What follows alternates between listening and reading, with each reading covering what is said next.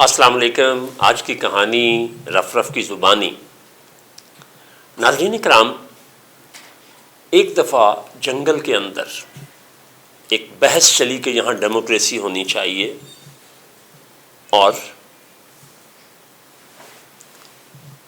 Campaign چلی اور اس میں بندر جو تھا وہ بادشاہ بن گیا.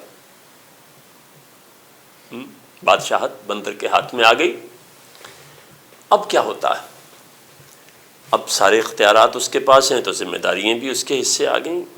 یا اس کا ایک ورژن یہ کہا جاتا ہے کہ بادشاہ مر گیا اور وہ جو فال تھی، کرہ تھا، وہ بندر کے نام نکل آیا تو اس کو انہوں نے بنا دیا.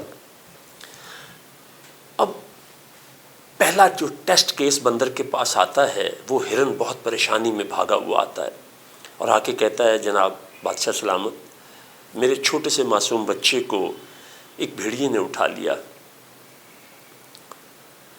تو میرا بچہ مجھے دلوایا جائے.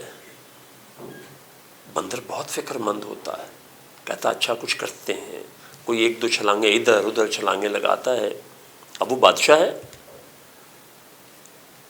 کچھ دیر کے بعد خبر پہنچتی ہے، ہرن آتا ہے اور وہ کہتا ہے، جناب وہ لے کے نا فلاں غار کی طرف جا رہا ہے.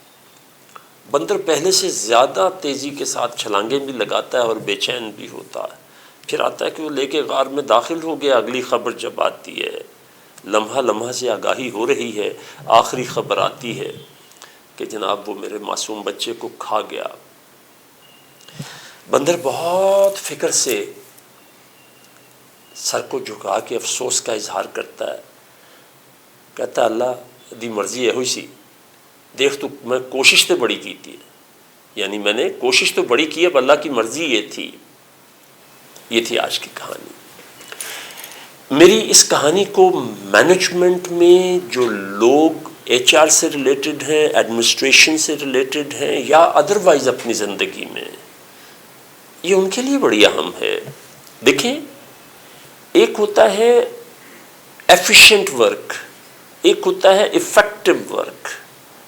ایفیشینٹ میں کیا ہوتا ہے کہ آنیاں جانیاں دیکھنے والی ہوتی ہیں، دوڑ بھاگ بڑی زبردست ہوتی ہے، لیکن نتیجہ بھی زبردست ہوگا یہ کوئی گارنٹی نہیں ہوتی، جیسے آپ نے بندر کے کیس میں دیکھ لیا.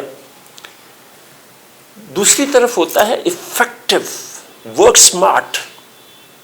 تو زندگی میں جب سلیکشن کریں اور آپ کو اختیار آئے تو کوشش کریں، سینئر جونیئر آپ کسی کے ساتھ کام کرنا چاہتے ہیں تو دیکھیں وہ سمارٹ ورک کرتا ہے، وہ ایفیشینٹ ہے یا افیکٹو ہے. اسی طرح آپ نے کوئی بندہ رکھنا ہے، اپنا ٹیم ممبر رکھنا ہے، تو be conscious he should be effective instead of efficient. آپ کی زندگی میں بڑی آسانیاں، بڑی سہولتیں پیدا ہو جاتی ہیں. بہت شکریہ.